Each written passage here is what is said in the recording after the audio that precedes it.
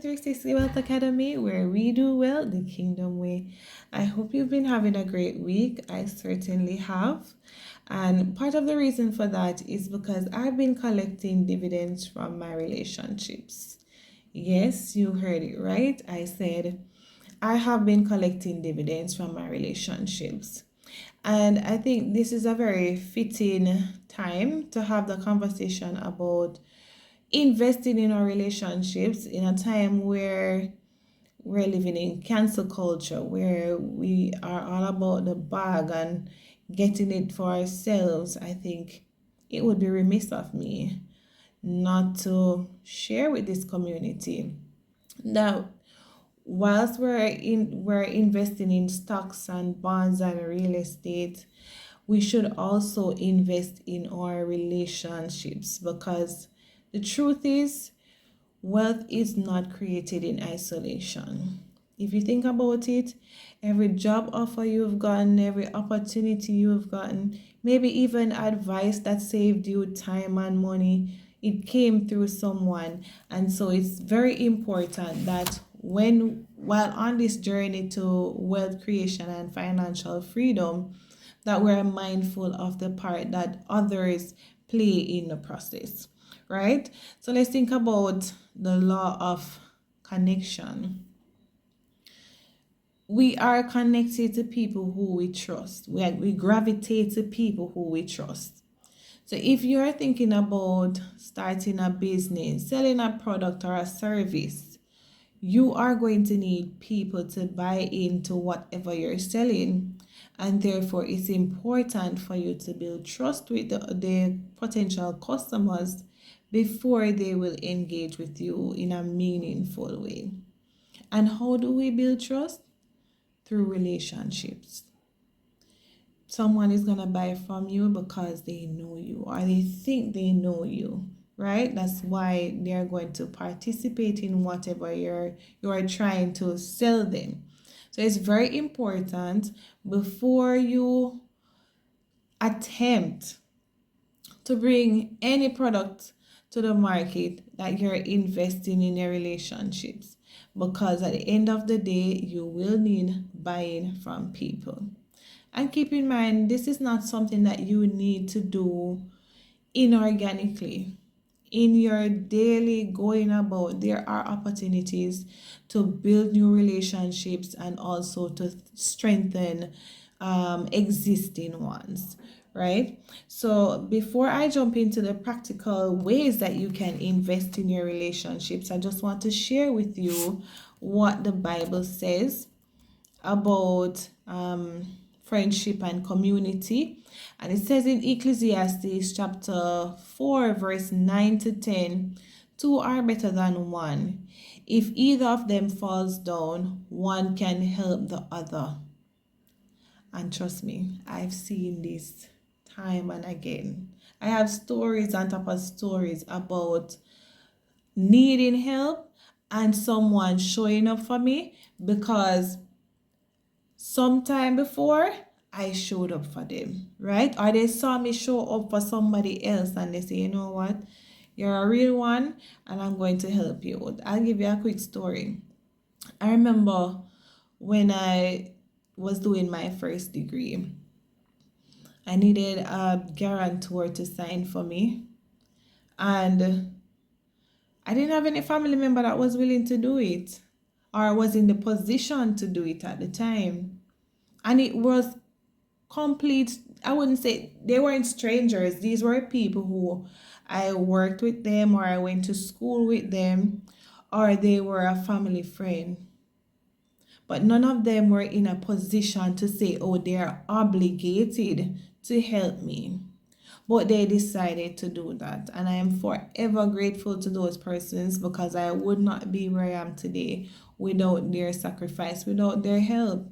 I've even had someone take out a loan to help me go through school, and it was not because she felt obligated in any way. It was just because of the kindness that I showed her when she was going through her situation and she saw that I was pushing for school and it looked like I was going to fall out. And she said, you know what? I believe in you. I want to see you win. Here. So it's no joke when I tell you investing in relationships absolutely work, right? So as you're going about collecting that bag, keep in mind that your some of the most important investments you will make are not just financial but relational, right? And in Proverbs 18:24 it says, a man that hath friends must show himself friendly, right? It cannot be that you want to have friends, but you are not a friendly person. And being a friendly person doesn't necessarily mean, oh, you want everybody's friend. But it must be that your aura that you're putting out, the energy that you're putting out, is one that is welcoming, is one that people want to be around you, right?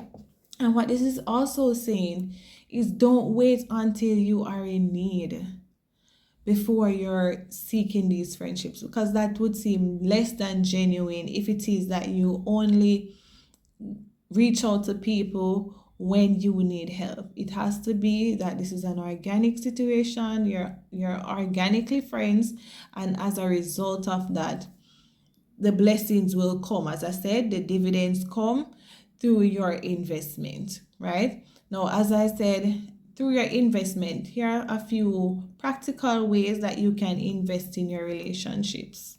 And the first one is to be genuinely curious. Ask about your friend's life, and not in a way to say, oh, you're just fasting in their business.